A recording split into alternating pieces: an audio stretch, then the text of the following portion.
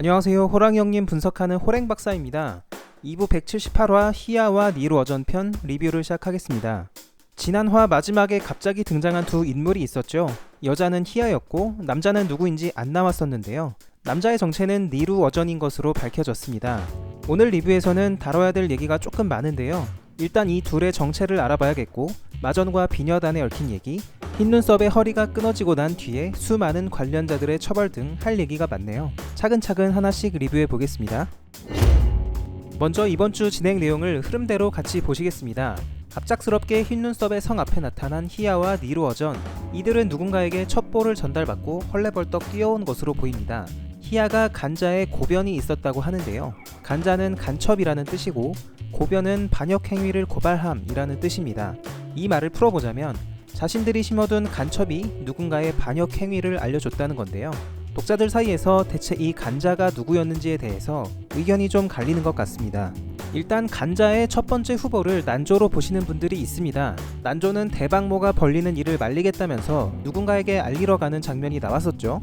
이걸 보고 혹시 난조가 희야에게 알리러 간 건가? 라고 생각하신 것 같아요.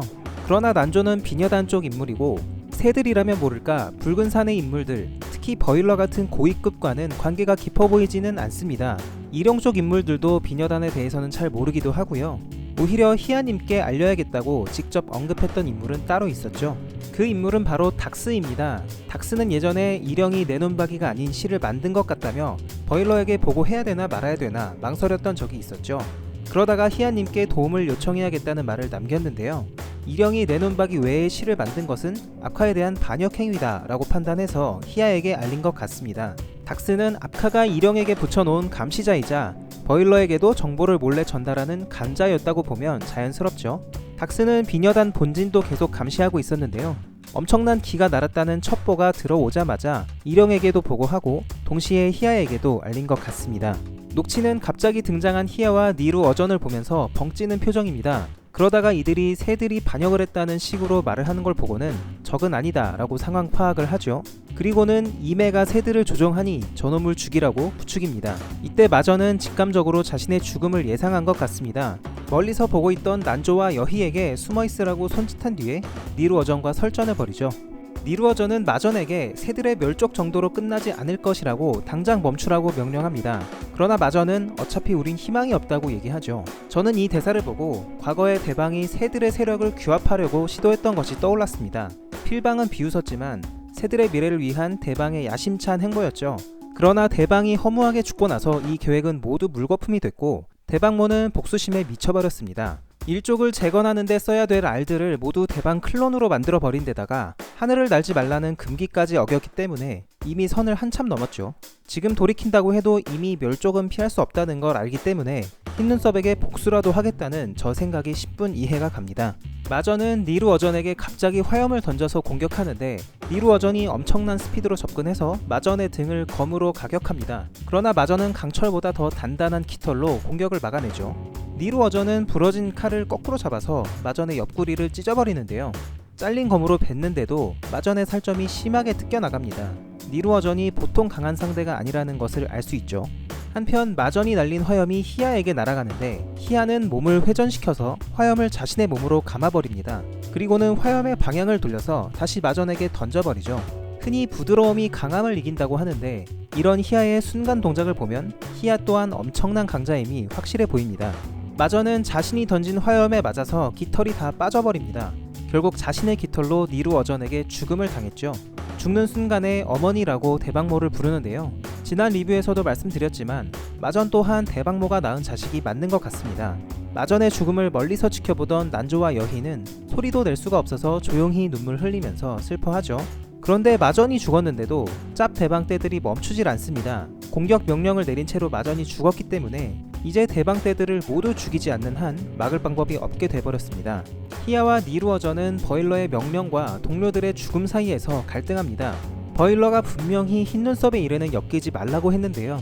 이 상황을 그대로 두면 산군 사건 때처럼 수많은 관련자들이 처형당할 것이 분명했기 때문이죠.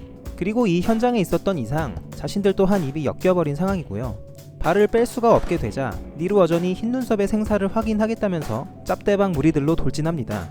녹치와 니루 어전이 짭대방 무리를 뚫고 흰 눈썹을 찾으려는 장면에서 끝이 났는데요.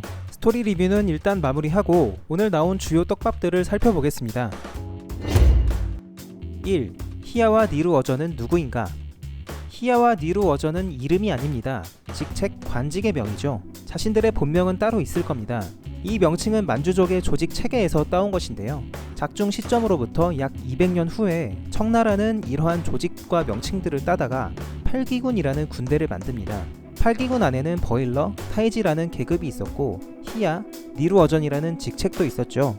히야는 버일러를 호위하는 친위대입니다. 친위대장 정도로 보면 될 듯 하네요.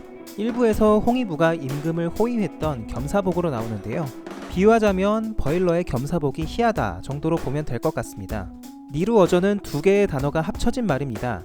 니루는 화살, 어전은 우두머리 정도의 뜻인데요. 니루는 버일러가 거느린 군사 조직 중에 가장 하위 조직이라고 합니다. 군대로 따지자면 중대 정도가 되겠습니다. 다시 정리하자면 니루 어전은 니루를 이끄는 우두머리, 군대로 따지자면 중대장 정도가 되겠죠. 아직 구체적인 설정이 나오지는 않았지만 버일러 밑에는 여러 명의 히야와 니루 어전이 있을 가능성도 있습니다. 독자들 사이에서 붉은 산의 계급 체계에 대해 얘기할 때 작가님께서 청나라의 8기군 체계를 차용한 것이다 라는 의견이 많이 보입니다. 그런데 저는 살짝 다르게 생각합니다. 말씀드렸던 것처럼 작중 시점은 8기군이 만들어진 시점보다 200년 정도가 앞서 있죠. 그대로 차용하셨다고 보기에는 무리가 있는 부분입니다. 오히려 8기군이 예로부터 전해지던 만주족의 조직 체계를 본따서 만든 것이다. 이것에 착안하신 것 같아요. 청나라보다 앞선 시대, 즉 작중 시점에 붉은 산에서 이러한 체계가 먼저 쓰이고 있었다는 설정이 아닐까 싶습니다. 2.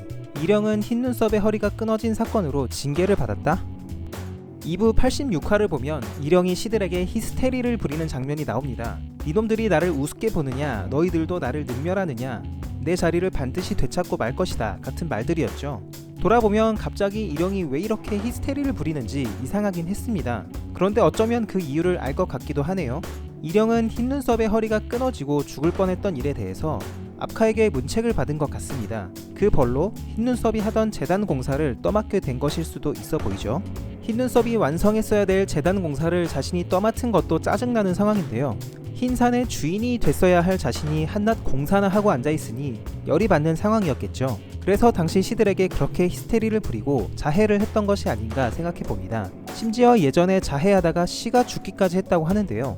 이령이 자신의 처지에 대해 얼마나 괴로워하고 있는지 알 수 있는 대목입니다. 그리고 이령이 압카에게 문책을 당했다고 가정하면 이령이 산군을 얼음굴에 감췄을 가능성이 조금 줄어들 것 같습니다. 산군은 무려 흰눈썹의 허리를 끊어서 죽이려고 했던 범인이죠. 새들은 지금 흰눈썹을 죽이려고 시도한 것만으로도 멸족될 판인데요. 직접 공격해서 허리까지 끊어놓은 장본인을 몰래 숨겨서 부활시키려 한다는 것은 정말 위험한 시도일 수 있습니다. 다만 이령은 뭔가 압카에게 반기를 들 궁리를 한 것 같아서 이런 리스크는 안고 갈 수도 있겠죠. 만약 산군의 부활이 자신의 반역에 큰 도움을 줄 거라는 판단만 있다면 얼음굴의 짐승이 산군일 가능성도 여전히 있어 보입니다. 그리고 앞에서 말씀드렸던 것처럼 흰눈썹이 산군에게 당해서 허리가 끊어졌던 사건과 관련해서 수많은 주변인들이 처형당한 것 같습니다. 예를 들면 흰눈썹을 관찰하라고 지시했던 각 버일러 소속의 부하들이라든지 작은 하나라도 연관되어 있으면 모두 끌려가서 개죽음을 당한 것 같죠.